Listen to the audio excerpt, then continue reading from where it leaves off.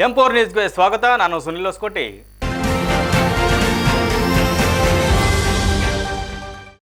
Modi terrorist ಎಂದು ಖರ್ಗೆ ಹೇಳಿಕೆ ವಿಚಾರಕ್ಕೆ ಬೆಂಗಳೂರಿನಲ್ಲಿ ನಿಖಿಲ್ ಕುಮಾರಸ್ವಾಮಿ ಕಿಡಿಕಾರಿದ್ದು, ಇಂಥ ಹೇಳಿಕೆ ಅವರ ವ್ಯಕ್ತಿತ್ವಕ್ಕೆ ಧಕ್ಕೆಯಾಗುತ್ತದೆ. ಹೈಕಮಾಂಡ್ನ ಮೆಚ್ಚಿಸಲು ಪ್ರಧಾನಿ ಮೋದಿ ಅವರನ್ನು ಖರ್ಗೆ ಅವರು ನಿಂದಿಸಿದ್ದಾರೆ ಎಂದಿದ್ದಾರೆ.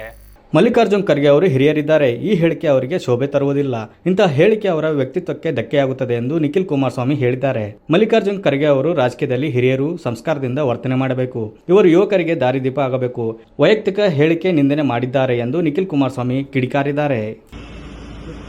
ರಾಜಕಾರಣದಲ್ಲಿ ಹಿರಿಯರು ಸಂಯಮದಿಂದ, ಸಂಸ್ಕಾರದಿಂದ ವರ್ತನೆ ಮಾಡ್ತಕ್ಕಂಥದ್ದು ಆದಂತ ಸಂದರ್ಭದಲ್ಲಿ ನಮ್ಮಂತ ಯುವಕರಿಗೆ ಅದೊಂದು ರೀತಿ ದಾರಿದೀಪ ಆಗುತ್ತೆ.